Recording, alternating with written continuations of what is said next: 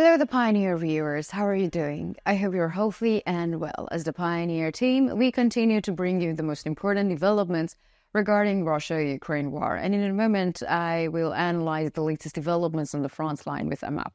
The front line is very active. Almost all conflict points have been activated. And of course, there's also the ongoing activity within the borders of the Russian Federation. The Free Russia Legion continues to operate inside the territory of the Russian Federation, and there is information as a result of the heavy clashes with the Russian armed forces at many points, and a large number of Russian army members have been destroyed. Despite all their efforts, the Russian armed forces have still not been able to establish control. Moreover, the Ukrainian armed forces have launched a new wave of attacks on the Krynki line, covering the Russian armed forces and cornering them. However, even this situation does not attract as much as attention as the latest situation in the Belgorod region.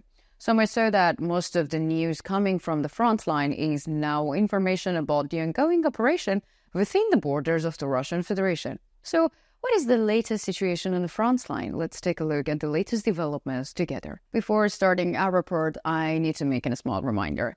As the Pioneer team, we continue to bring you the developments regarding Russia-Ukraine war. Don't forget to subscribe to our channel and turn on notifications so that you don't miss our daily map reports and reports on the agenda. I also read all of your comments on our videos. Please continue to express your opinions about our content in the comments. And let's start if you are ready, the Pioneer reports. Let's start with the latest developments on the Kherson front line. According to the latest reports, there is renewed activity on the Kherson front line. Particularly noteworthy is Krynki. For a long time, the Russian armed forces fought an intense battle to repel the Ukrainian Marines in this area. However, this was largely unsuccessful. We've already mentioned this in our previous reports, and we will mention it again. There was a very important detail in the successes of the Ukrainian Marines here, and the Russian armed forces kept the offensives here as the level of professional army, and the strategy of the Ukrainian Marines was guerrilla warfare. Naturally, the Russian armed forces did not achieve any significant successes here. According to recent reports, the Russian armed forces continue to repeat similar mistakes. Over the past few days, the Russian armed forces have reportedly intensively attacked the area around Krynki as a part of the regular army strategy. According to most reports, the Russian armed forces have made no gains, and the Ukrainian army still maintains its presence in the region.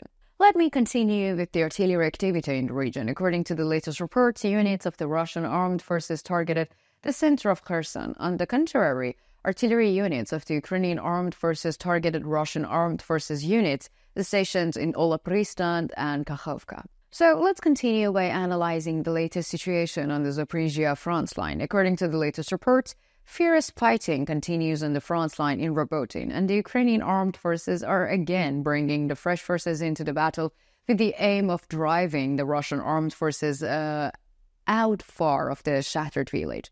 So there are new reinforcements in the area, and so far there have been no reports of the clearing the territories occupied by the Russian armed forces. However, the situation in the region may change in the coming days. On the other hand, counter battles continue to take place in the northwest of Verbov, and this area has been very active since the Ukrainian army's counteroffensives. For a long time, Russian forces have been unable to push Ukrainian troops further back, and the Russian losses are mounting. However, operational activity here is expected to continue. Now let's continue with the artillery activity in the area. According to the latest reports, artillery units of the Russian armed forces targeted Robotin, Orekhiv, and Malay Tokmakta. On the other hand, artillery units of the Ukrainian armed forces targeted units of the Russian armed forces stations in Novoprokopivka, Verbov, Kopani, and Ichekov. And there is also a little activity in the Bohildar sector. According to reports, the activities of the Russian armed forces continue in the direction of Stromayorsk and Yerkhin. However, there are no significant developments, and the border line is largely stable.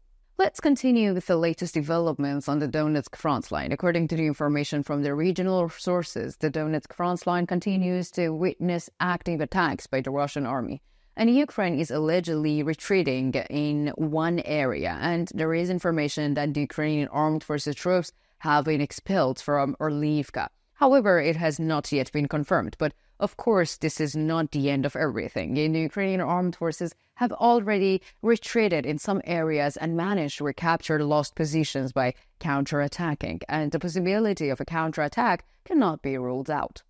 Units of the Russian armed forces also advanced in Tonikoe, Permopskoe, and Novomikhailivka, where the Ukrainian armed forces found themselves in an extremely serious positions of resistance. And in Krasnohorovka, the Ukrainian armed forces fearlessly repulsed the Russian armed forces, and not only blocking their advance, but also quite successfully counterattacking and regaining previously lost positions. It is known that there are some areas around the town where the Russian troops are holding on, but this is not as certain at the moment for the troops to remain in the area. Russian troops, of course, I meant. And there are also fierce clashes around Berdyachi. Let's continue with the artillery activity in the region. According to the latest reports, on the Donetsk front line, units of the Russian armed forces shelled Ukrainian armed troops west of Avdiivka and around Krasnohorivka. In turn, Ukrainian armed forces targeted Donetsk and Avdiivka. Let's continue with the Bakhmut front line. In fact, there are no significant changes here, and near Klishchiivka, in Bogdanivka and Ivanivsky, Krasny, positional fighting continues. However, we observed that the pressure of the Russian armed forces have been greatly reduced. On the other hand, artillery units from both sides are shelling critical positions, and the situation in the region is largely stable. Let's take a look at the ongoing operation in Kharkiv and Sumy in the Belgorod. And this operation was really unexpected for Russia. So the Russian army is still in a state of shock, and this allows the Free Russian Legion and the Russian Volunteer Corps to move freely in the region. Let us also remind you that there are groups other than these two groups operating in the region. According to the latest reports, artillery units of the Ukrainian armed forces continue to carry out artillery strikes on the territory of the Kursk and Belgorod region. And the Free Russian Legion has been doing quite well so far. The activities of the Ukrainian artillery are of great importance for the continuity of this process. And according to the latest reports, members of the Free Russian Legion and the Russian Volunteer Corps remain active on the ground, and the fighting is concentrated near the border areas of Tiktokino and Kazinko. So what do you think? Do you think the operations in Belgorod will continue? How will this operation affect the Russian occupation of Ukraine? How do you assess the current situation of the Ukrainian armed forces? Let me know in the comments, because you know that I read and I care about all of your comments.